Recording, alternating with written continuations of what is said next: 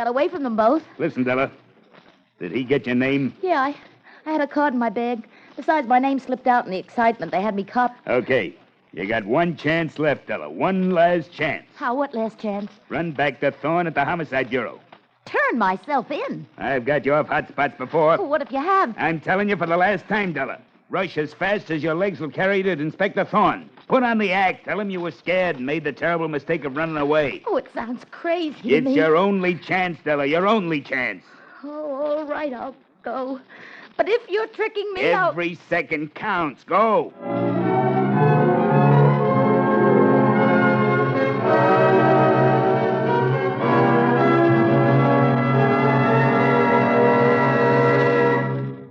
Inspector Thorne in The Vacant Lot murder case will return in just a moment. But first, it's the Silver Jubilee on NBC. We'd like to take a minute to give you some program notes concerning the shows we've prepared for your radio entertainment. First of all, a new comedy team has joined NBC. They're Bob Elliott and Ray Goulding, and they bring you light satire and nonsense sketches designed to display their many voiced talents. Bob and Ray come to you Monday through Friday afternoon, and for one fun-filled hour on Saturday evening. Then on Sunday, hear the further adventures of the Saint as played by Tom Conway, and hard-hitting action with screen actor Lloyd Nolan as Martin Kane, Private Eye. Sunday, too, actor Carlton Young brings you the double role of Philip Galt and the Whisperer. And later Sunday evening, Mr. Moto, Mr. I.A. Moto, ace Japanese-American security agent, bids you join him as he puts on the black cloak of mystery and enters the realm of international intrigue. Be sure to hear Dimension X on NBC every Thursday evening. Stories dealing in time and space, and brought to you in future tense. Yes, morning, noon, and night for the very best in radio entertainment. Keep your dial set at this, your NBC station.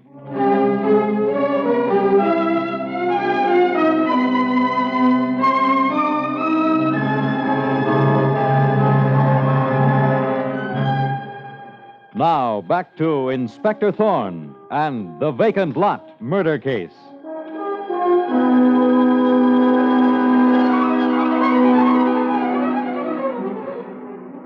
And now, a few minutes after the scene we just heard between Della Laverne and Slash Macy, evidently her accomplice, we see Inspector Thorne at the morgue beside the murdered man's body, and we hear him say to Arthur Hayward, "So you positively identify this body, Mr. Hayward?" Yes, Inspector Thorne. It is my brother John. What a fearful end he came to. Perhaps he's just as well off, Arthur. A life of crime, years in prison, a marked man always. Maybe so, Ethel. But to me, the brother I was brought up with... Try not to think about it, Mr. Hayward. The identification of your brother's body is a great help to me. It's easy to see your brother's pronounced family resemblance. Yes. People used to say that if my hair weren't so black and poor John was so blonde, well... But anyway... What do you know, Inspector Thorne? Know what, Sergeant Muggan? With 1,000 cops looking for that dame, Della Laverne, and get nowhere. What does she do but walk in here and ask for you? Della Laverne here? That's it, Chief. I got her waiting outside. I wonder what her game is. Mr. Hayward, would it inconvenience you and your wife to stay in the reception room until I've talked to Della Laverne? We'll be glad to stay, won't we, Ethel? If only to satisfy my woman's curiosity. Yes, Inspector Thorne. I'll tell you what she says, Mrs. Hayward. I'll not keep you waiting too long.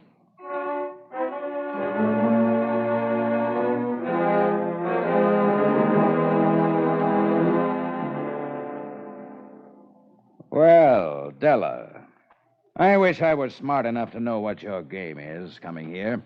You're a very clever man, Inspector Thorne. A very smart man. Thanks for the compliment, Della. But believe me, far from being smart, I'm blind on all fronts, except on catching murderers. What's your game coming here? Please, Inspector Thorne, there's no game, no trick. I suddenly realized how silly I was to make a getaway from your Sergeant Muggan. It was only because I was so frightened. You must admit you practically accused me of murder on that vacant lot. I have the murdered man's criminal record on this desk, and I have yours. Why did you meet him at that vacant lot? If you didn't murder him, who did?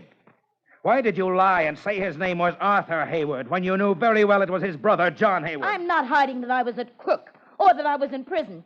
But I went to meet Arthur Haywood on a phony telephone call. Phony telephone call? Who made the phony call? Answer me and don't lie. You're as near the chair as you can get without being in it. That phone call was phony. I fell for it because I thought I could get some money out of Arthur Haywood for not singing his brother John was a crook. And I'm telling you again, the man I said was Arthur Haywood was Arthur Haywood. You've certainly got a end to fry, Della. Lies on top of lies. I was sent to that murder scene on a frame. And I'll tell you who framed me. All right, tell me. I'm working with a guy named Slash Macy. He put me on the hot spot to save his own hide. He's your killer, not me, Inspector Thorne. Okay. I'll list you as innocent. Thanks. Thanks for believing me. Innocent until proved guilty. Sergeant Muggan. Here I am, Chief. Let this girl out, but put 2 men to trail her and check every move she makes. You dirty cop. What else could I expect? Show her out, Sergeant Muggan, and, watch your step this time. You're telling me, Chief? Come along, Della. Take her out through the reception room. I want Arthur Haywood and his wife to get a good look at her. Okay, Chief.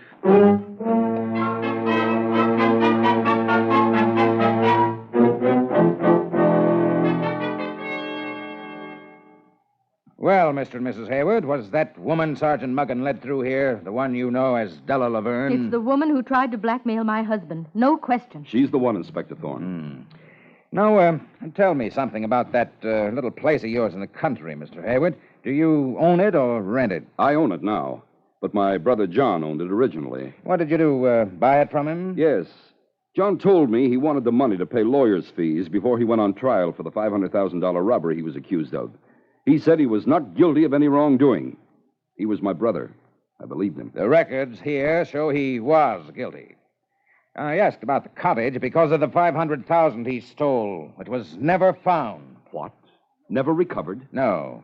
I've got an idea his coming to the cottage and asking you for a suit and some money was a ruse.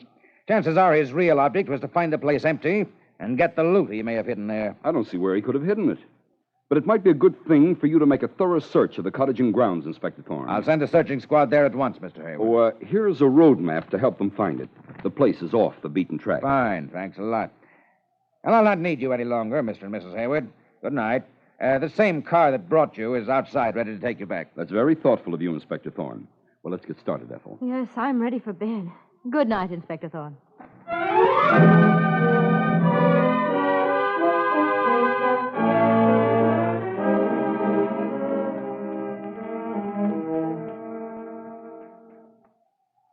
I saw Mr. and Mrs. Haywood leaving, Chief. What do we do now? Go out to the Hayward weekend place in the country. To search for the $500,000 the murdered man might have stashed there? I don't think we'll find that there, Muggan. No? No, but I do think we'll find something highly interesting to Della Laverne, the woman we nabbed on the murder scene. Della Laverne? And also to her present accomplice in crime, Slash Macy. Slash Macy. Is he in on it too, Chief? We'll see. Anyway, Muggan, I'm about to close this case.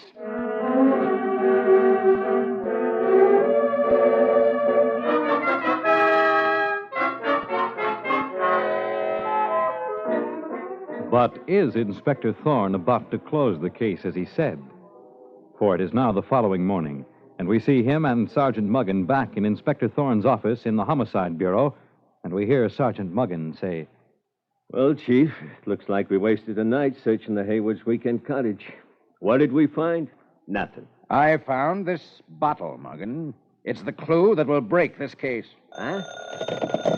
Hello, Sergeant Muggan talking. What? Okay, I'll tell the Chief. Chief, grab your hat. The boys have trailed Della Laverne out to Mr. and Mrs. Haywood. That's what I was looking for, Muggan. Quick, we've got to get there fast.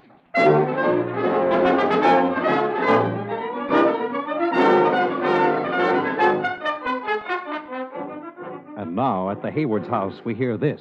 Della Laverne, what are you doing here? Who's this man with you? You know what we're after, Haywood. $500,000, Haywood. Don't stall if you don't want to be plugged. Arthur, he'll kill you. You got the idea, lady. $500,000 or he meets the angels. I haven't got it. You're mad. I don't know what you're talking about. I'm giving you 10 seconds, Haywood. 1, 2, 3, 4. Stop. I haven't got it. 5, 6, 7, 8, 9. One move, Slash, and I shoot to kill. Muggan, get that gun away from him. Don't move, Slash. Thanks, Slash. Not so tough as you act, huh? Handcuff him and Della Laverne together, Muggin. You don't understand, Inspector Thorne. Slash and I were just making a social call on Mr. and Mrs. Haywood. With a gun in your hand and murder in your heart. You're dumb, Thorne. Hurry, Muggin, with the cuffs. Right. All set, Chief. Got him. I didn't murder Haywood's brother, Inspector. Slash put him on the spot. Shut your trap, I'm doing the talking, Slash. This guy Haywood's got 500 grand that belongs to Della and me. Inspector Thorne, these people came to murder me for something I haven't got. How could I have the money my brother John stole and went to prison for? I know how. It's because you, Arthur Hayward, are not Arthur Hayward. You're actually the ex-convict John Hayward. You murdered your brother, Arthur. Ethel, give me that Tommy gun. Kill them all, John. Mow them down. They asked for it, Ethel. It's Thorne or... Muggin, drop to the floor. Point that Tommy gun to the ceiling, John Hayward. I've got you covered. He's got us, Ethel. He's got us. Drop that gun, John Hayward, or you're dead. Pick up the gun, Muggin. Get it out of the way. Right, Chief. Now, John Hayward. I'm not John Hayward. I'm Arthur Hayward. You got John's body in the morgue. Is that why you tried to kill me? That went off my Listen head. carefully. Here's the evidence that nails you as the murderer. Evidence? One, the road map you gave me shows your fingerprints as those of the ex-convict, John Hayward. They match the prison fingerprints of John Hayward. Meaning me? Right. Now, here are 20 bank books in this woman's name who calls herself Ethel Hayward, your wife. They total $500,000. So what? Ethel here was actually the murdered man's wife. I think... I confess. I was his wife, Arthur's wife. Shut up, Ethel. You're sending us both to the chair. A confession may make the court lenient, John. Don't call me John, you fool. I'm confessing, John. Keep on, Ethel. When John went to prison, Inspector Thorne, he left the money with me, and I promised to wait for him. Yes? But I got tired waiting for him, so I got a divorce and married Arthur. And when John got out of prison, you and John murdered your husband, Arthur. That's the story, Inspector Thorne. John came to our weekend cottage, demanded the $500,000, and he and I murdered Arthur. What else could we do? I don't know, Ethel. But dumb as I am, that's the way I figured it. The only clue I had was this bottle of hair dye that John, the ex-convict here, used to dye his hair black to make him look like his brother Arthur. Oh, I see. That accursed bottle of hair dye caught John and me. That's all, I guess. I arrest you and John Hayward for first-degree murder. I'm ready to go. You're not so dumb as you made out. I am dumb, but I made out. Take him in, Muggin. Next stop, the chair.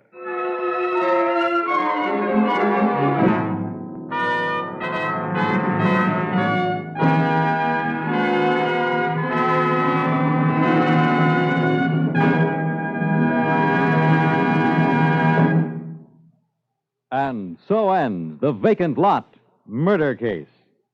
The part of Inspector Thorne is played by Carl Weber. Direction by Kenneth McGregor. The script was written by Edward Francis from the original story by Frank Hummert. And now this is Fred Collins inviting you to tune in again next Friday at this same time when the National Broadcasting Company will present Inspector Thorne in The Golden Girl Murder Case.